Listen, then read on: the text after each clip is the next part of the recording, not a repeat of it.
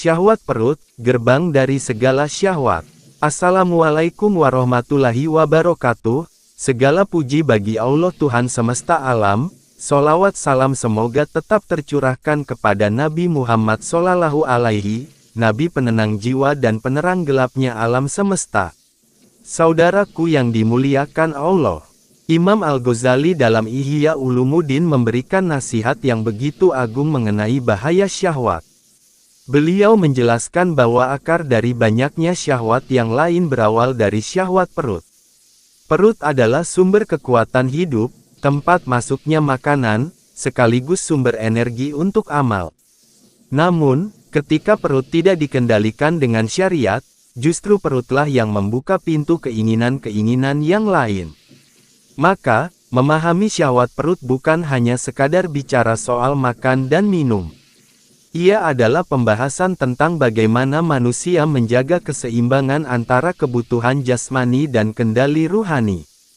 Karena, apabila perut dibiarkan liar, ia akan menuntun manusia pada syahwat yang lebih besar, syahwat harta, syahwat kedudukan, syahwat lawan jenis, hingga syahwat kemegahan dunia.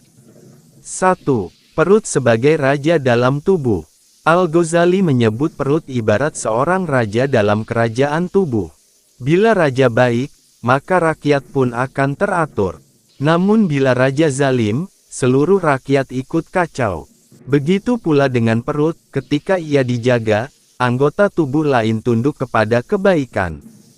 Tetapi ketika ia dituruti tanpa batas, anggota tubuh lain akan mengikuti kejahatan. Bayangkan seseorang yang makan berlebihan. Setelah perut kenyang, ia merasa malas untuk ibadah, matanya mencari hiburan, lisannya ingin berbicara sia-sia, telinganya mencari musik yang melalaikan, dan syahwat kemaluannya pun bangkit. Semua itu berawal dari satu hal, perut yang terlalu diberi kelonggaran.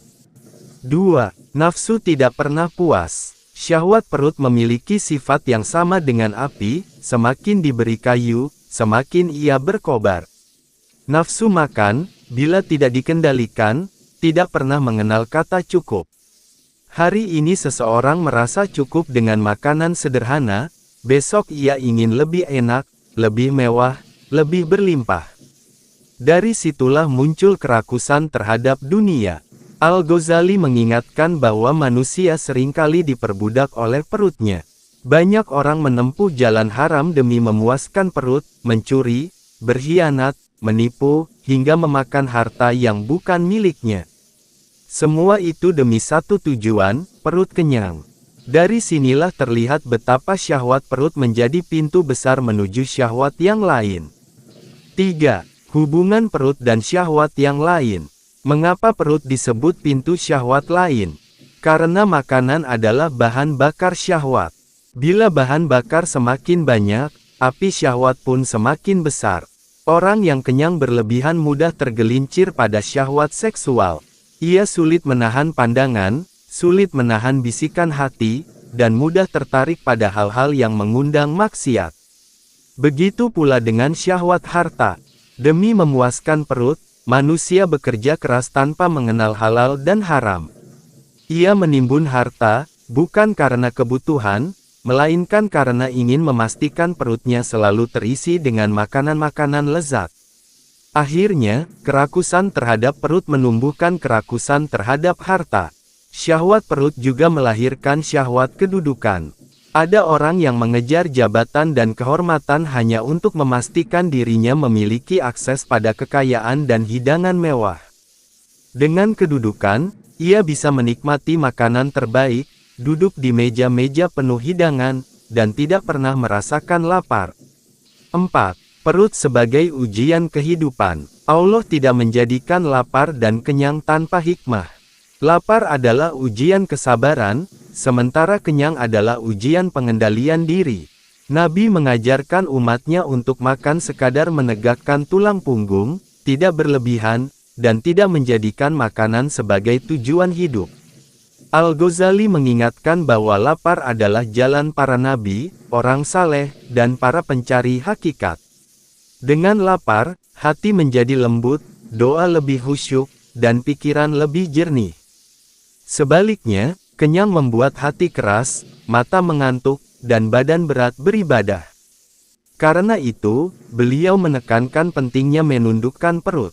Barang siapa mampu menahan perutnya, maka ia akan mudah menahan syahwat yang lain.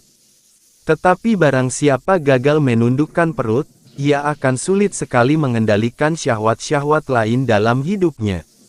5. Pelajaran dari para ulama. Banyak ulama terdahulu yang menasihati murid-muridnya agar berhati-hati dengan perut. Mereka berkata, perut penuh adalah sumber segala penyakit, jasmani dan rohani. Barang siapa mengalahkan perutnya, maka ia telah mengalahkan musuh terbesarnya. Tidak ada yang lebih berat bagi nafsu selain lapar, dan tidak ada yang lebih menyelamatkan seorang hamba selain lapar yang disengaja karena Allah. Dengan menjaga perut, seseorang akan lebih mudah menjaga lisannya dari perkataan sia-sia, menjaga matanya dari pandangan haram, menjaga telinganya dari mendengar yang batil, dan menjaga kemaluannya dari perbuatan terlarang. Bagian ini menekankan bahwa syahwat perut bukan sekadar urusan makan, tetapi ia adalah pintu besar menuju segala syahwat lain.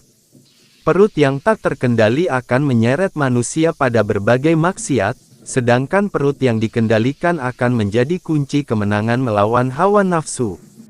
Saudaraku yang berbahagia, kita akan membahas lebih rinci tentang hubungan antara kenyang, kelalaian hati, dan bagaimana lapar menjadi kunci pencerahan ruhani menurut Ihya Ulumuddin.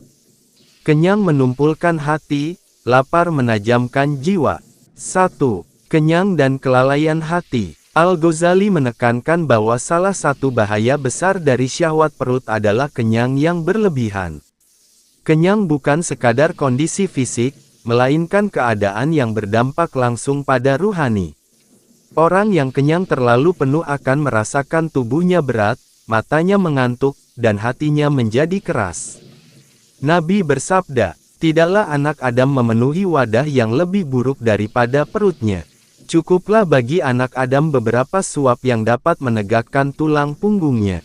Jika ia harus makan lebih, maka sepertiga untuk makanan, sepertiga untuk minuman, dan sepertiga untuk nafasnya. Hadis riwayat Tirmizi. Hadits ini menjadi pedoman agung dalam mengendalikan syahwat perut. Kenyang yang melampaui batas akan membuat seseorang jauh dari rasa khusyuk.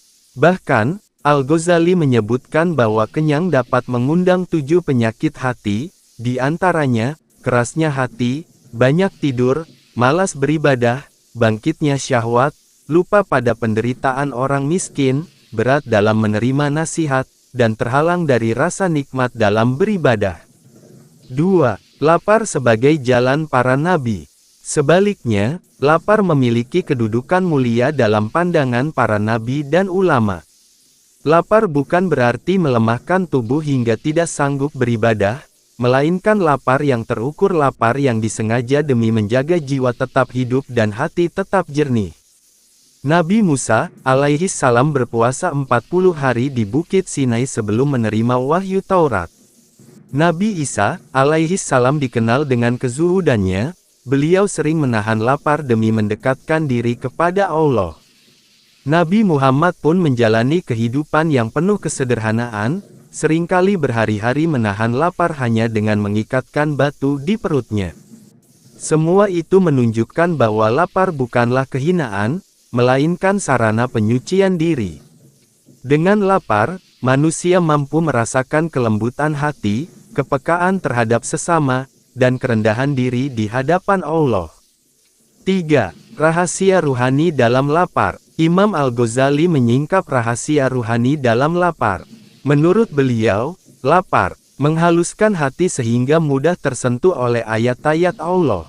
Menerangi pikiran, membuat seseorang lebih mudah memahami ilmu, melembutkan jiwa, sehingga mudah merasa kasihan kepada orang miskin, melemahkan hawa nafsu, sehingga syahwat seksual dan duniawi lebih mudah dikendalikan, menguatkan ibadah, karena tubuh menjadi ringan, doa lebih khusyuk, dan ibadah lebih panjang.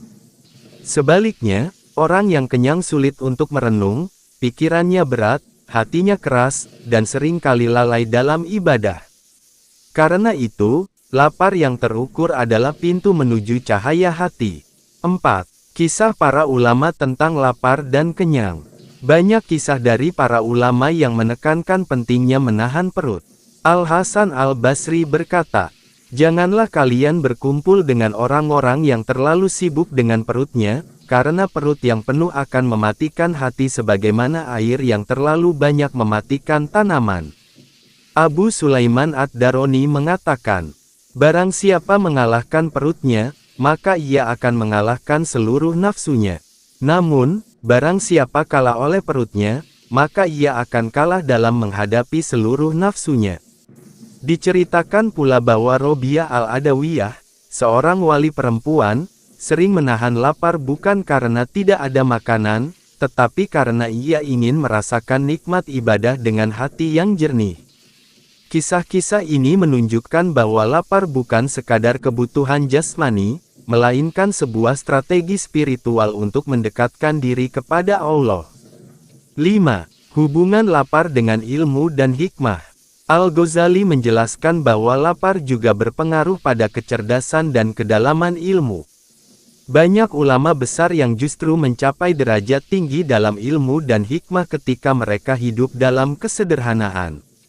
Orang yang lapar, pikirannya lebih tajam, jiwanya lebih fokus, dan hatinya lebih mudah menerima cahaya kebenaran. Sedangkan orang yang selalu kenyang, pikirannya lamban, malas, dan lebih mudah terjerumus dalam kelalaian.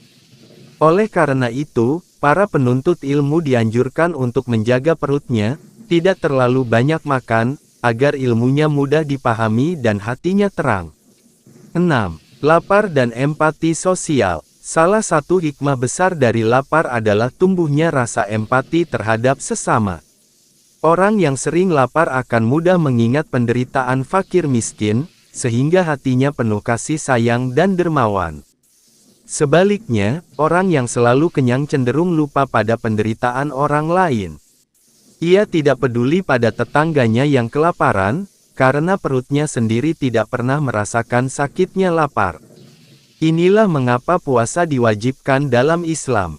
Puasa bukan hanya menahan lapar dan dahaga, tetapi juga latihan untuk merasakan apa yang dirasakan orang miskin, serta menumbuhkan kesadaran bahwa kita semua hamba Allah yang sama-sama butuh kasih sayangnya. Saudaraku yang berbahagia, kita memahami bahwa kenyang adalah sumber kelalaian, sedangkan lapar adalah jalan pencerahan hati. Lapar menumbuhkan empati, melembutkan jiwa, dan menguatkan ibadah.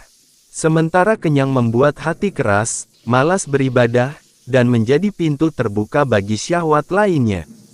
Insya Allah, kita akan membahas lebih dalam mengenai bahaya syahwat perut yang berhubungan dengan maksiat besar, zina, harta haram, dan sifat rakus, serta bagaimana Al-Ghazali memberi solusi praktis dalam Ihya Ulumuddin. Syahwat perut dan lahirnya maksiat besar. 1. Perut dan syahwat kemaluan. Imam Al-Ghazali menyingkap sebuah hubungan yang sangat erat, kenyang membangkitkan syahwat kemaluan. Ketika perut kenyang, darah mengalir deras, tenaga bertambah, dan dorongan biologis pun meningkat. Dari sini banyak orang terjerumus pada zina, pandangan haram, bahkan tindakan yang menyalahi fitrah. Nabi telah memperingatkan, "Wahai para pemuda, barang siapa di antara kalian mampu menikah, maka menikahlah, karena itu lebih menundukkan pandangan dan lebih menjaga kemaluan. Dan barang siapa tidak mampu, maka hendaklah ia berpuasa, karena puasa akan menjadi perisai baginya." Hadis riwayat Bukhari dan Muslim. Hadits ini mengisyaratkan bahwa mengurangi asupan makanan melalui puasa adalah cara paling efektif untuk mengendalikan syahwat kemaluan. Puasa melemahkan perut, dan ketika perut lemah, syahwat lain pun melemah. Al-Ghazali bahkan mengatakan, barang siapa tidak mampu menahan perutnya, ia tidak akan mampu menahan kemaluannya. Dengan kata lain, pengendalian diri bermula dari perut. 2. Perut dan syahwat harta. Syahwat perut juga melahirkan syahwat terhadap harta. Demi memuaskan perut, manusia bisa lupa halal haram. Ia rela bekerja siang malam, menipu, bahkan merampas hak orang lain demi makanan lezat. Dalam Ihya Ulumuddin, Al-Ghazali mengingatkan bahwa kerakusan pada makanan bisa menumbuhkan sifat tamak dan rakus terhadap dunia. Orang yang tak bisa menahan perutnya akan sulit menahan keinginannya terhadap harta. Sebab, makanan tidak bisa diperoleh tanpa harta, dan ketika syahwat perut semakin membara, ia mendorong seseorang untuk mengumpulkan harta sebanyak mungkin. Allah berfirman, "Bermegah-megahan telah melalaikan kalian, sampai kalian masuk ke dalam kubur." Quran Surat At-Takatsur, 1-2. Ayat ini menunjukkan bahwa nafsu berlebih, termasuk dalam urusan makanan, dapat menyeret manusia pada perlombaan dunia yang melalaikan akhirat. 3. Perut dan syahwat kedudukan. Banyak orang yang mengejar jabatan, kedudukan, bahkan rela bermuka dua di hadapan penguasa, hanya demi perutnya. Dengan kedudukan, seseorang bisa memastikan dirinya selalu mendapat jamuan mewah, duduk di meja penuh makanan, dan hidup nyaman tanpa rasa lapar. Imam Al-Ghazali menulis bahwa perut adalah sebab seseorang rela menjilat kepada orang kaya dan penguasa, demi sekadar mendapatkan sisa makanan atau hidangan. Ini adalah kehinaan yang muncul dari syahwat perut yang tidak terkendali. 4. Perut dan syahwat ucapan. Bukan hanya syahwat kemaluan, harta, dan kedudukan, syahwat perut juga berkaitan dengan syahwat lisan. Orang yang kenyang seringkali ingin berbicara lebih banyak, tertawa lebih keras, dan tenggelam dalam perkataan sia-sia. Kenyang membuat seseorang suka bergurau berlebihan, sementara lapar membuat lisan lebih terjaga. Al-Ghazali menyebutkan, kenyang mendorong banyak bicara, dan banyak bicara mendorong kepada dosa. 5. Kenyang dan lalainya ibadah. Orang yang terlalu kenyang akan sulit untuk bangun malam, malas salat, bahkan enggan berzikir. Nabi pernah bersabda, "Janganlah kalian membunuh hati dengan banyak makan dan minum, karena hati akan mati sebagaimana tanaman akan mati karena terlalu banyak air." Hadis riwayat Ibnu Majah. Hadits ini menegaskan bahwa perut yang penuh bisa membunuh cahaya hati. Salat yang seharusnya dilakukan dengan khusyuk berubah menjadi terburu-buru karena badan berat. Zikir yang seharusnya dilakukan dengan hadirnya hati, berubah menjadi formalitas karena pikiran sudah digelayuti kantuk akibat kenyang. 6. Solusi praktis menurut Al-Ghazali. Dalam Ihya Ulumuddin, Al-Ghazali memberikan beberapa langkah praktis untuk mengendalikan syahwat perut. 1. Membatasi porsi makan. Jangan sampai perut penuh. Makanlah sekadar menegakkan tulang punggung. 2. Membiasakan lapar yang terukur. Lapar bukan untuk melemahkan tubuh, melainkan untuk menghidupkan hati. 3. Menghindari makanan berlebihan dan mewah. Semakin sederhana makanan, semakin jauh dari kesombongan dan kerakusan. 4. Menguatkan diri dengan puasa sunnah. Puasa adalah latihan terbaik dalam menundukkan syahwat perut. 5. Mengingat lapar di akhirat. Di hari kiamat, banyak orang merasakan lapar abadi karena dulu di dunia mereka berlebihan dalam makan. 6. Meneladani kehidupan Nabi. Kehidupan Nabi Muhammad adalah contoh terbaik dalam mengendalikan perut. Beliau sering berhari-hari hanya makan kurma dan air, kadang hanya minum susu, bahkan pernah mengikatkan batu di perutnya karena lapar.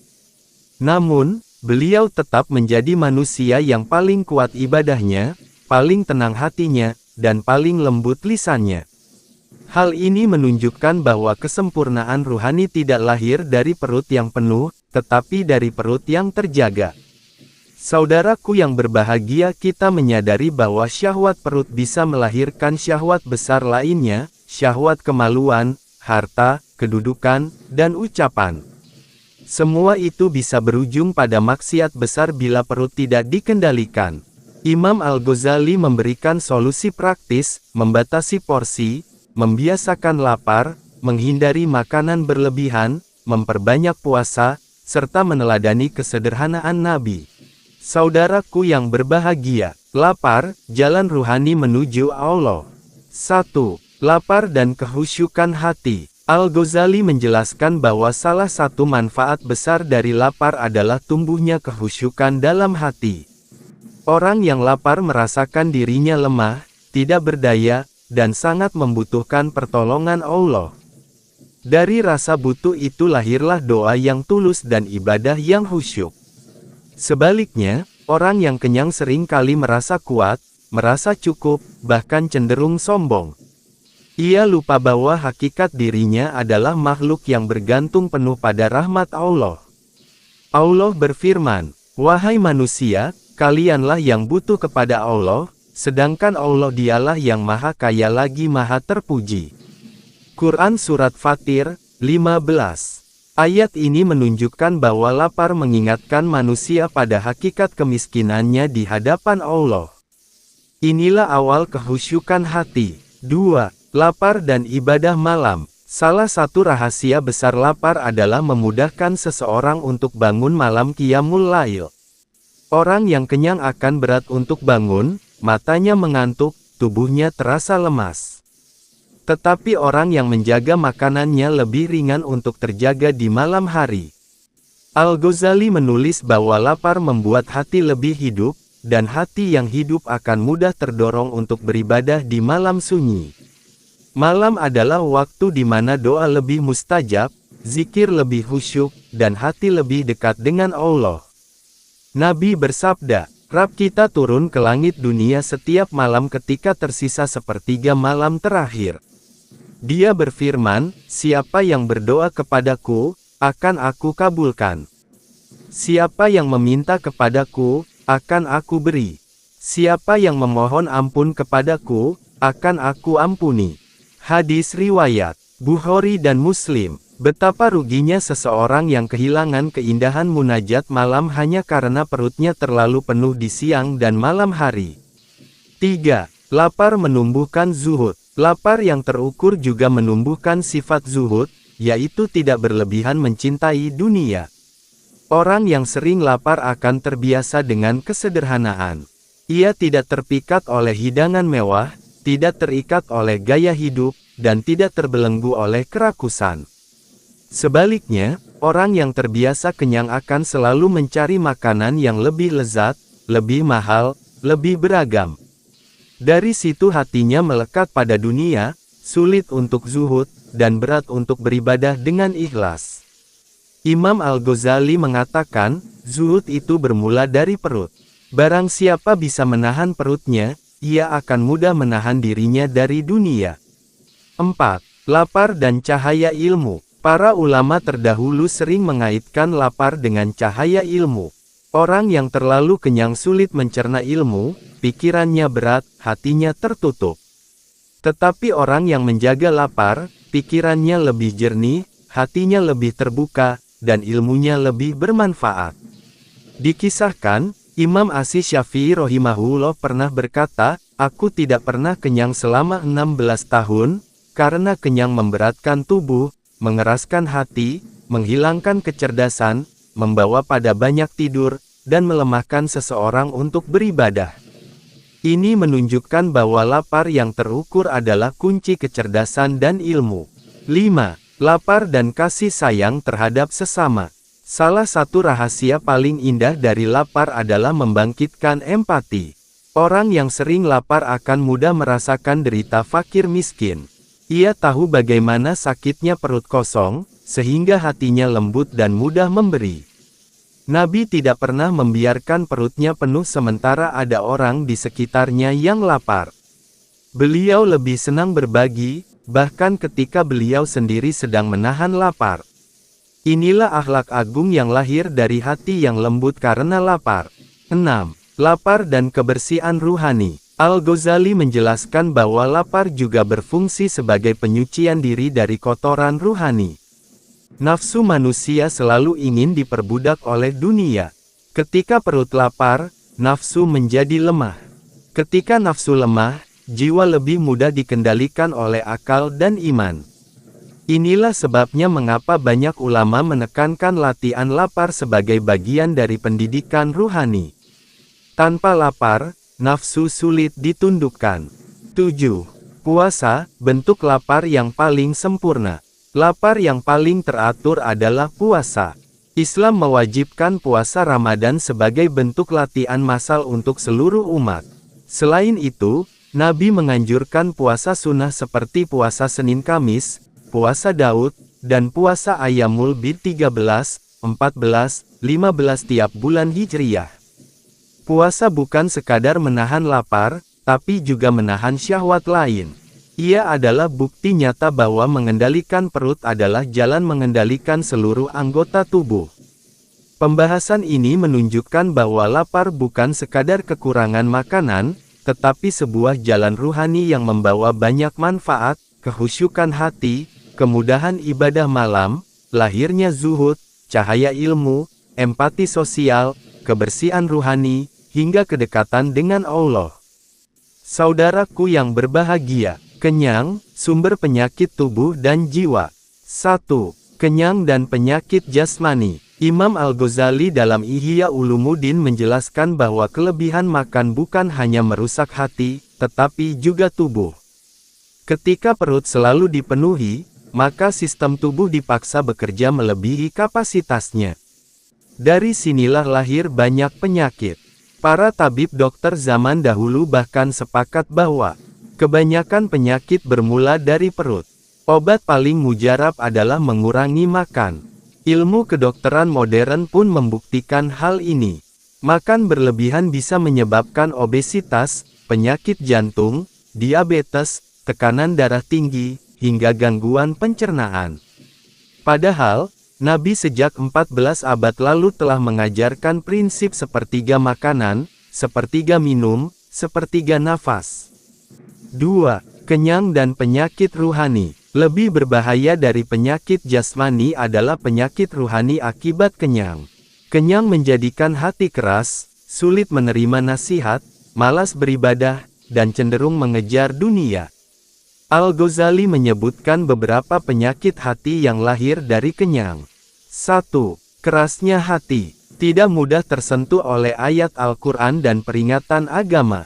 2. Banyak tidur. Karena perut penuh, tubuh berat, mata mengantuk. 3. Malas ibadah. Salat terasa berat, zikir terasa membosankan. 4. Bangkitnya syahwat. Perut penuh memicu syahwat kemaluan dan keinginan duniawi. 5. Lupa fakir miskin. Karena tidak pernah merasakan lapar, ia tidak peduli pada penderitaan orang lain. 6. Suka banyak bicara. Kenyang membuat lisan liar dan sibuk dalam hal sia-sia. 7. Hilangnya rasa nikmat dalam ibadah. Karena tubuh terlalu dimanjakan, jiwa menjadi kasar. Semua ini menunjukkan bahwa kenyang adalah racun bagi hati. 3. Kenyang membunuh rasa takut kepada Allah.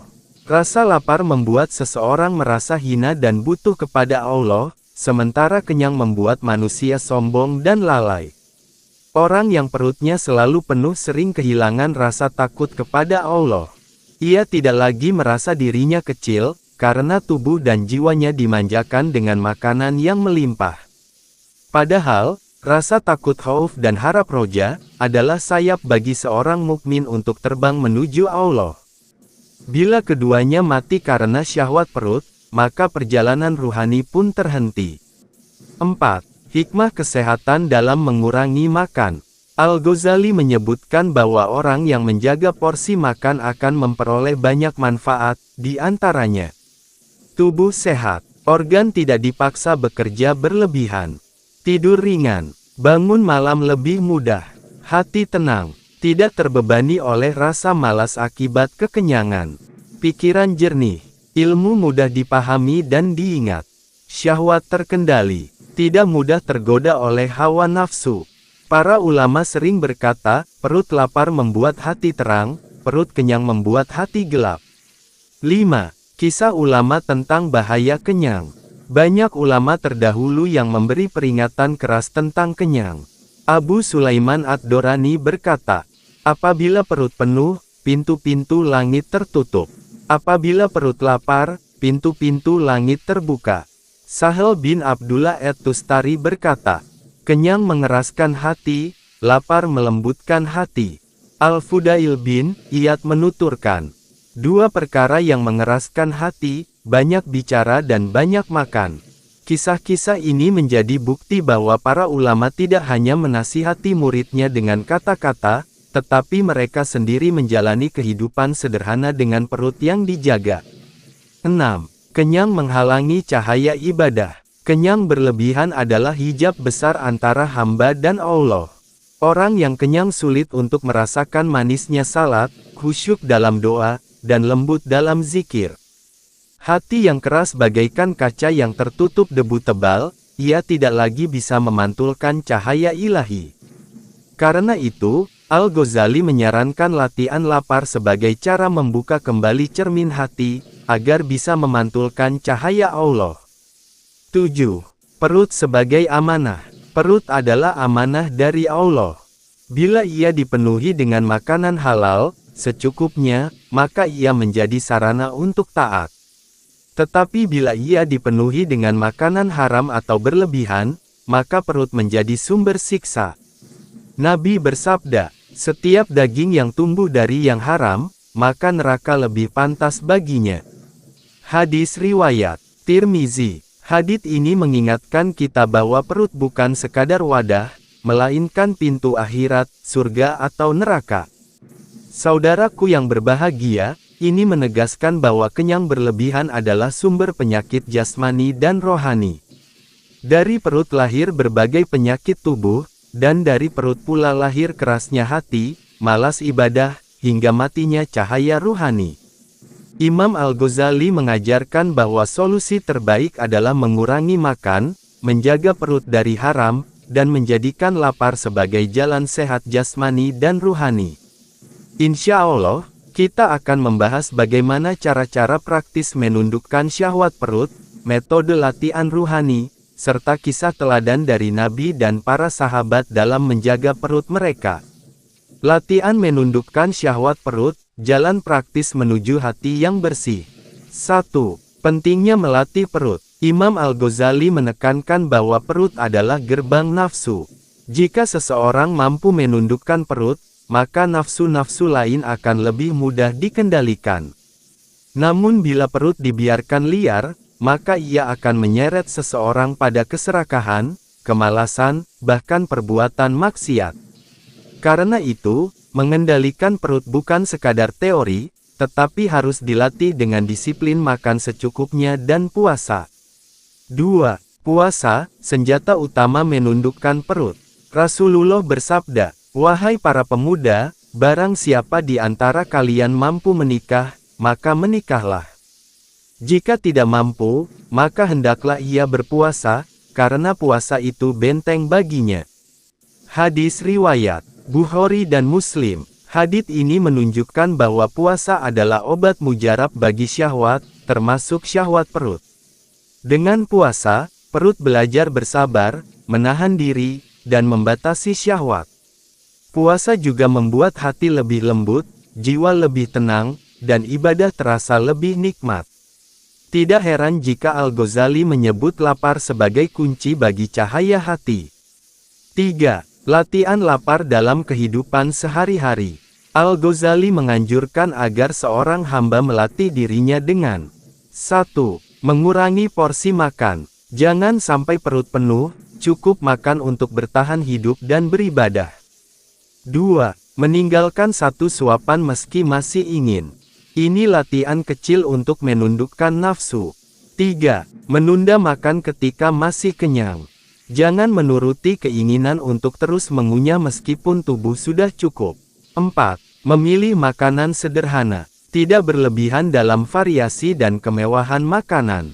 5. Mengingat lapar orang miskin. Dengan sedikit lapar, hati lebih mudah iba kepada sesama. Metode ini bukan untuk menyiksa diri, melainkan untuk menyehatkan tubuh, menundukkan nafsu, dan menyucikan hati. 4. Teladan Rasulullah. Nabi Muhammad adalah teladan terbaik dalam mengendalikan perut. Beliau sering lapar, bahkan dalam riwayat disebutkan bahwa beliau tidak pernah makan kenyang dengan roti gandum selama hidupnya. Dalam satu hadits disebutkan, Rasulullah pernah mengikat batu di perutnya karena lapar. Beliau bersabda, orang yang paling kenyang di dunia akan menjadi paling lapar di hari kiamat. Hadis riwayat Tirmizi. Nabi tidak melarang umatnya makan enak, tetapi beliau mencontohkan kesederhanaan, agar umat tidak terjerumus dalam perbudakan perut.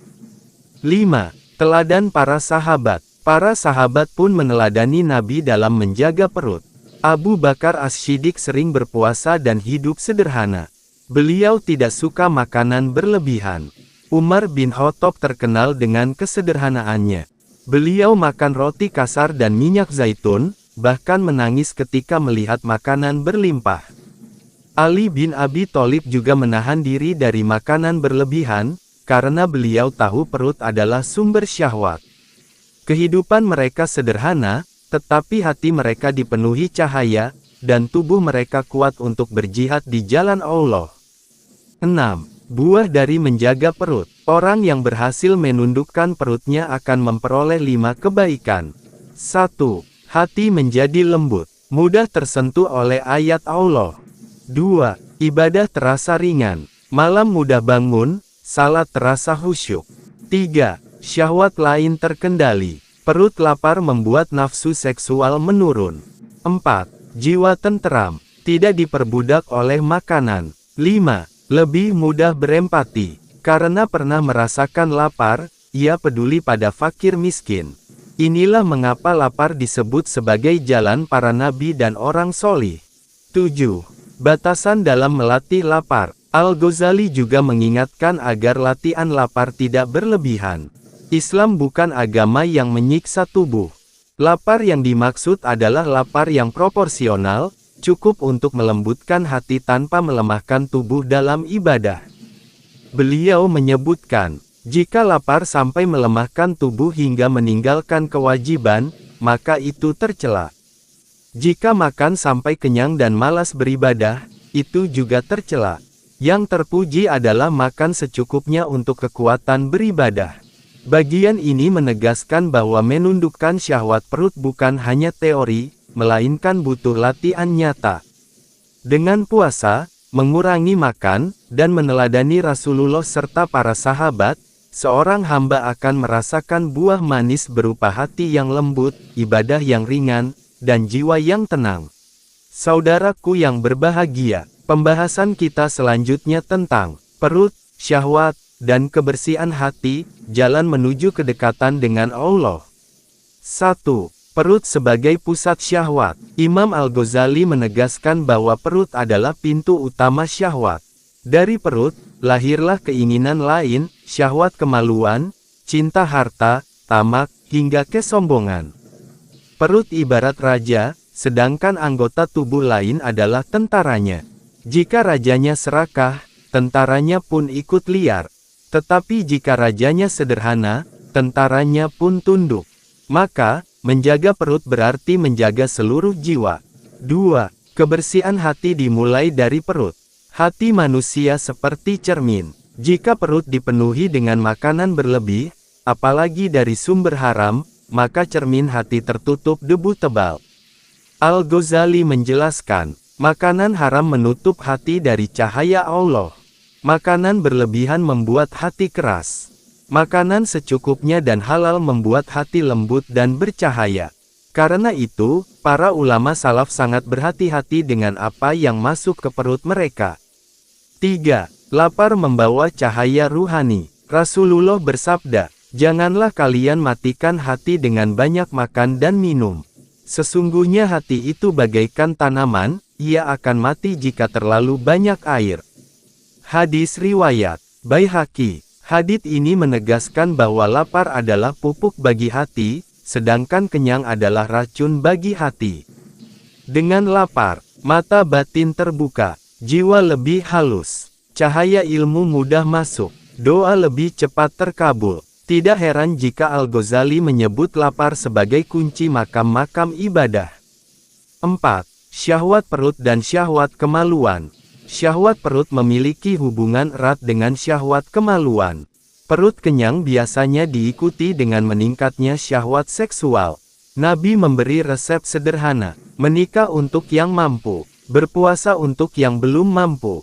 Dengan puasa, perut lapar, syahwat terkendali, hati pun lebih tenang. 5. Syahwat perut dan syahwat dunia. Selain syahwat kemaluan, perut juga melahirkan syahwat dunia, cinta harta, cinta kedudukan, cinta kemewahan.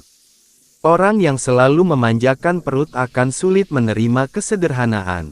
Ia mudah tamak, ingin hidup mewah, dan terikat dengan dunia. Padahal, semakin banyak keinginan dunia, semakin jauh hati dari Allah. 6.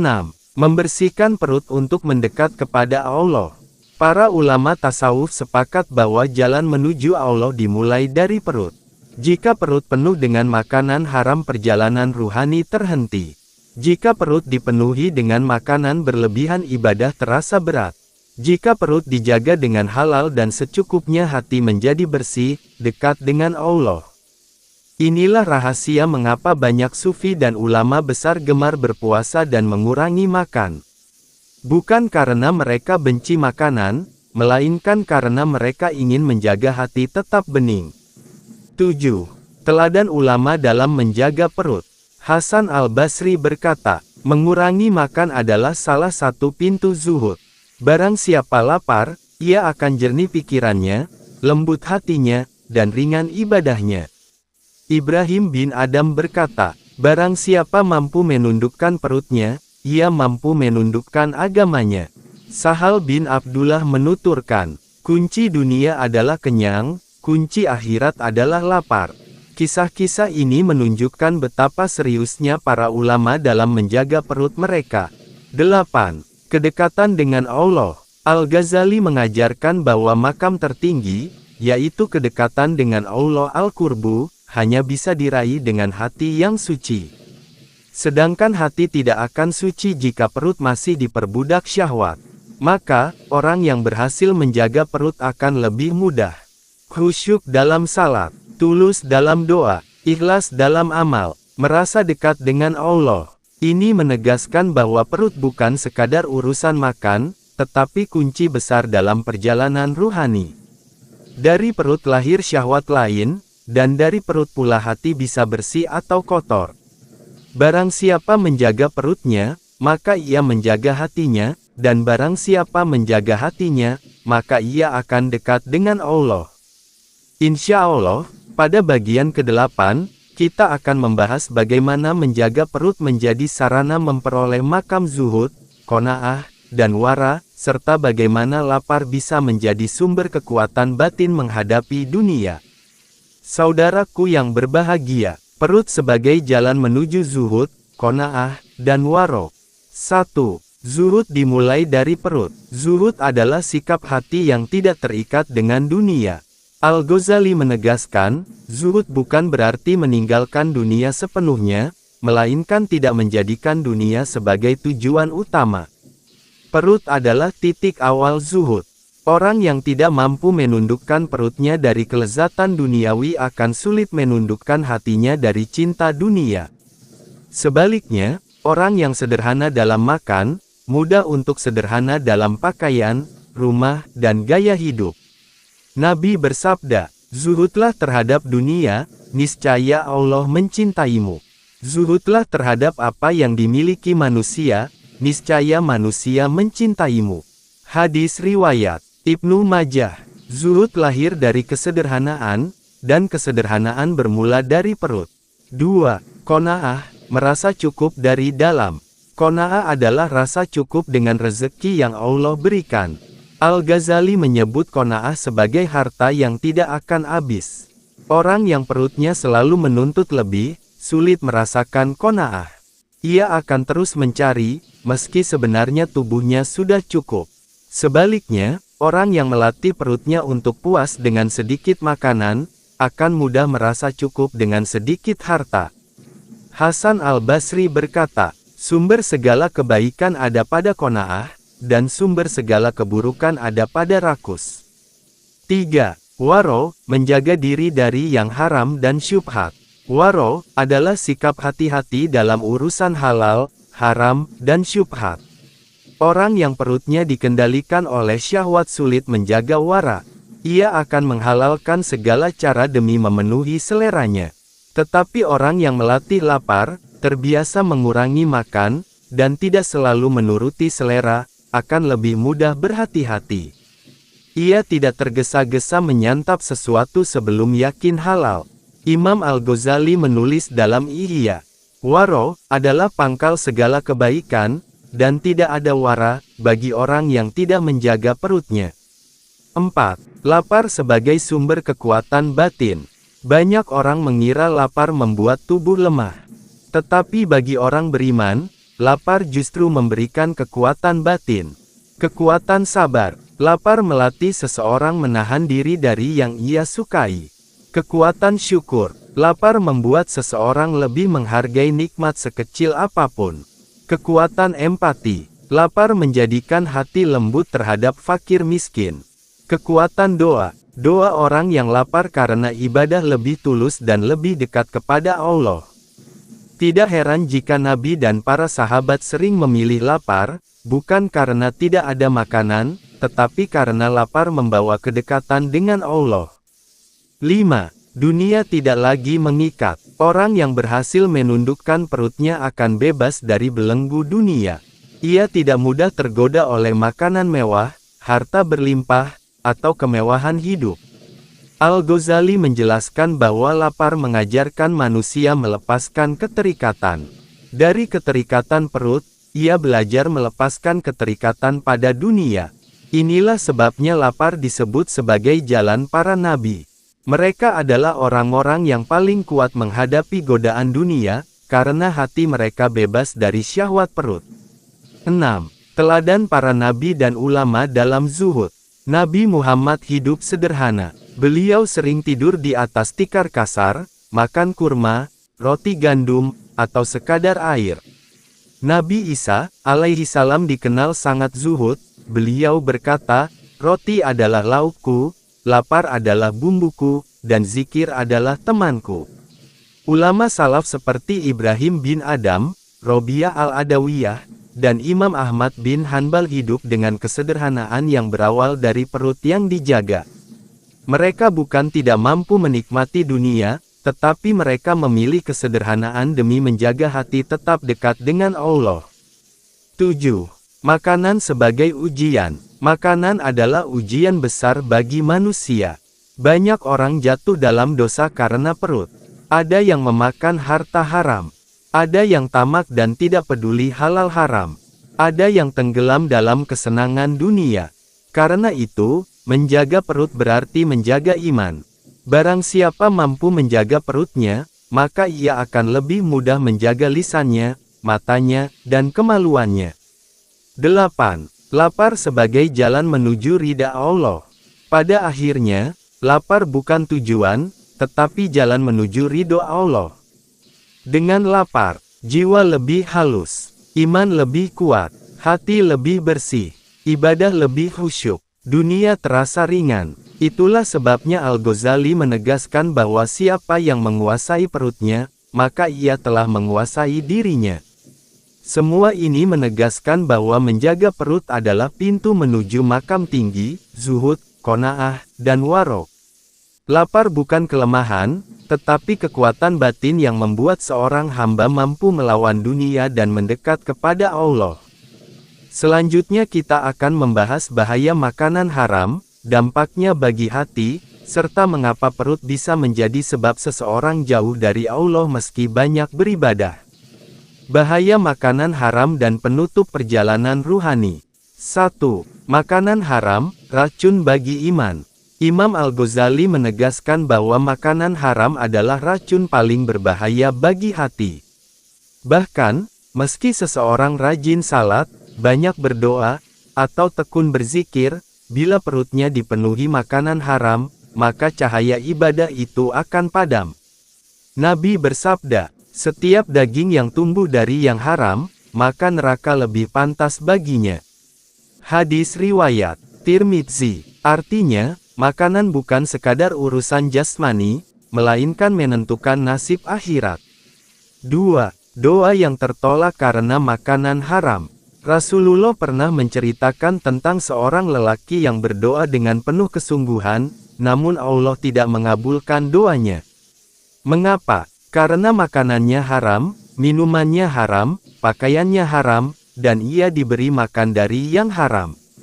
Hadis riwayat Muslim. Ini menunjukkan bahwa makanan haram adalah penghalang besar antara doa hamba dengan Tuhannya. 3. Syahwat perut menjerumuskan ke neraka. Perut yang tidak dijaga bisa menjadi sebab seseorang terjerumus dalam banyak dosa. Korupsi karena ingin makan enak. Mencuri karena lapar yang tidak ditahan. Menghalalkan segala cara demi memenuhi selera. Semua bermula dari perut yang tidak pernah puas. Al-Ghazali berkata, perut adalah lautan yang tidak pernah kenyang. Barang siapa terjerumus di dalamnya, ia akan tenggelam dalam syahwat lain.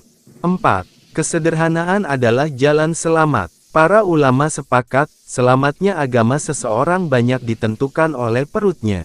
Orang yang sederhana dalam makan lebih mudah menjaga agamanya, sedangkan orang yang serakah dalam makan sulit menjaga diri dari maksiat. Umar bin Khattab pernah berkata, jauhilah kekenyangan, karena ia membuat tubuh berat, hati keras, dan malas salat. Kenyang juga mendekatkan pada hawa nafsu. 5. Perut sebagai penentu akhirat. Perut adalah amanah besar. Jika dijaga, ia menjadi kendaraan menuju Allah. Tetapi jika diabaikan, ia bisa menjadi sebab masuk neraka. Karena itu, Al-Ghazali menutup pembahasan syahwat perut dalam Ihya Ulumuddin dengan menekankan, barang siapa mampu menjaga perutnya, maka ia akan lebih mudah menjaga anggota tubuh lain. Barang siapa gagal menjaga perutnya, maka ia akan sulit mengendalikan dirinya. 6. Perut, gerbang syahwat yang lain. Setelah melalui pembahasan panjang, kita dapat menarik benang merah. 1. Perut adalah pintu syahwat. Bila ia terkendali, maka syahwat lain mudah terkendali. 2. Kenyang berlebihan berbahaya. Ia merusak tubuh, mengeraskan hati, dan memicu maksiat. 3. Lapar adalah obat. Ia melembutkan hati, menundukkan syahwat, dan mendekatkan kepada Allah. 4. Makanan halal dan secukupnya adalah kunci. Tanpa itu, ibadah kehilangan cahaya. 5. Zuhud, qanaah, dan waro berawal dari perut. Perut sederhana melahirkan hati yang bersih. 6. Makanan haram adalah racun iman. Ia menutup pintu doa, menggelapkan hati, dan menyeret ke neraka.